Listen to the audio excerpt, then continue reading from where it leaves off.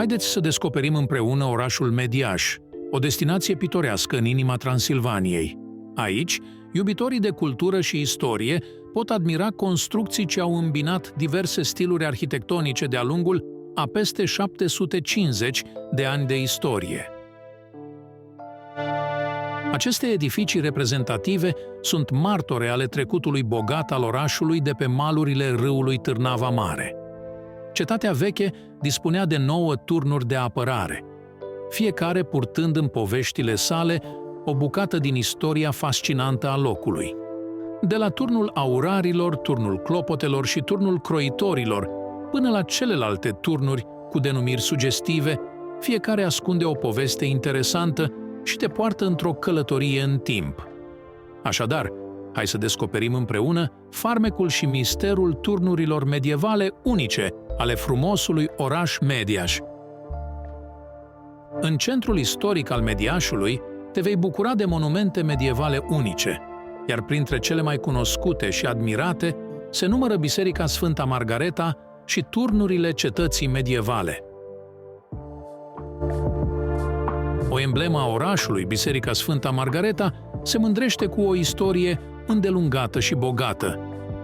Interiorul său reprezintă un adevărat amestec cultural, iar picturile din nava centrală sunt de o valoare deosebită. Iar altarul, restaurat în 1971, atrage atenția vizitatorilor ca un adevărat magnet. Pietrele funerare adăpostite în spatele altarului au o însemnătate istorică deosebită. Biserica nu se limitează doar la aceste comori istorice, ci găzduiește și alte exponate valoroase, precum o cristelniță din bronz, covoare turcești din Anatolia, reliefuri decorative, texte și scrieri vechi.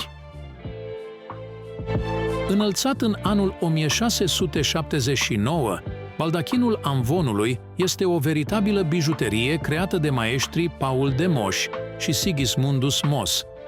Orga, realizată în 1678 de Johann West, un meșter sas-sibian, este o altă bijuterie a bisericii.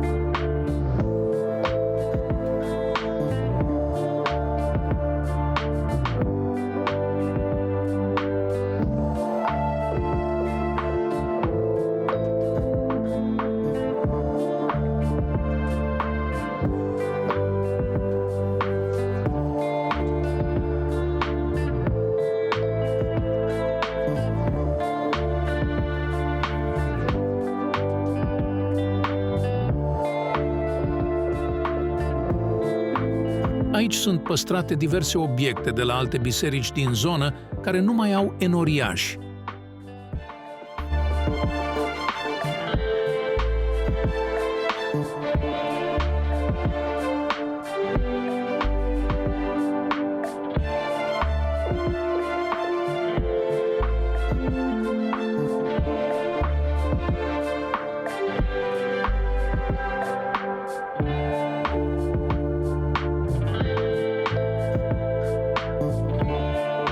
Primul și cel mai cunoscut turn este și cel mai înalt.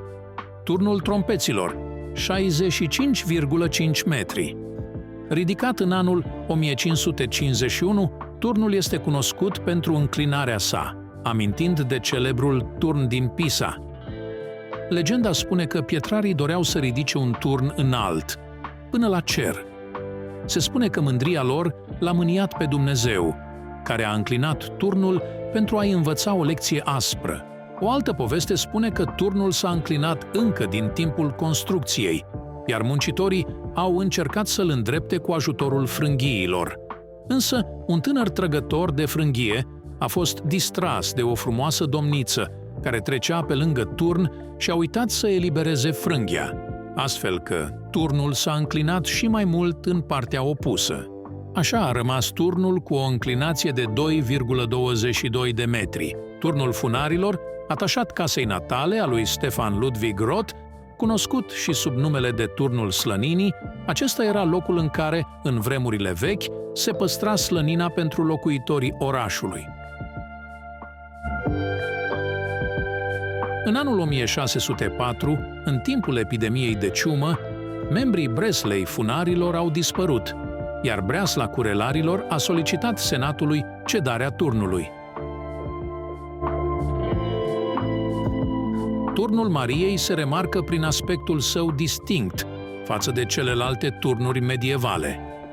Plasat în partea de sud-est, acesta a funcționat de-a lungul timpului ca o capelă. Partea estică a turnului este conectată printr-o arcadă la Biserica Sfânta Margareta. Se spune că în timpul epidemiilor de ciumă, Turnul Mariei a fost folosit și ca loc de rugăciune.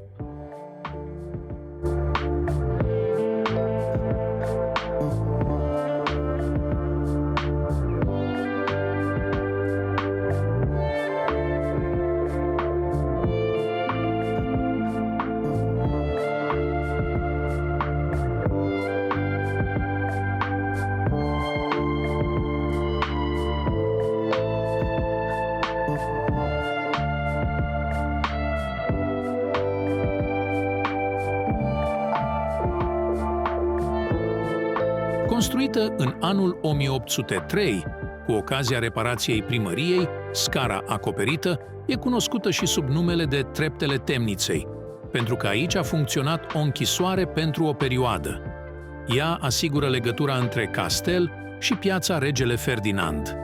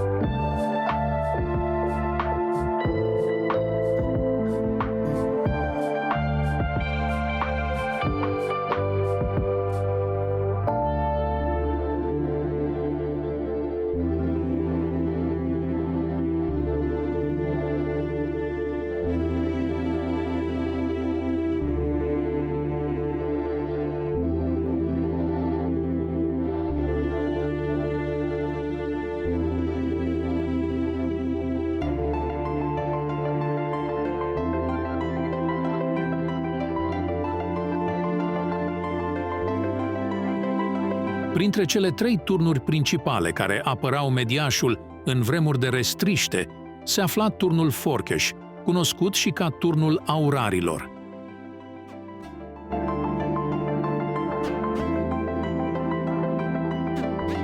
Construit între anii 1494 și 1534, acest colos din piatră veghea asupra orașului vechi în partea sa sudică.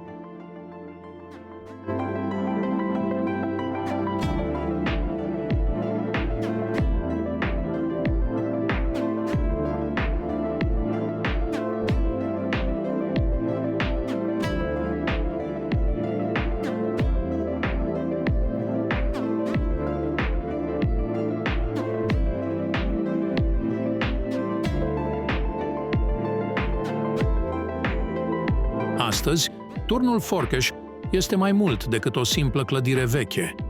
Este un simbol al identității și al rezistenței orașului, o punte de legătură între trecut și prezent.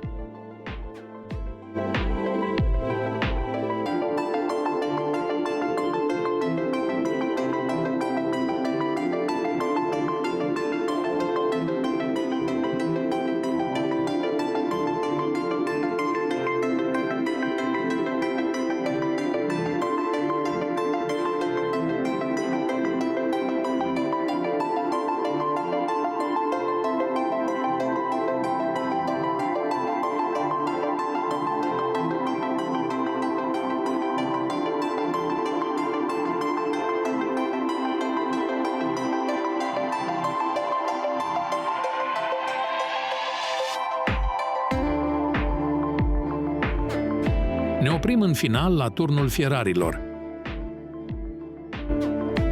Acest turn, construit în secolul al XVI-lea și reconstruit în 1641, a suferit modificări semnificative, iar într-o nișă a fațadei exterioare sunt păstrate numele meșterilor constructori, Martin Petri și Petri Michaelis.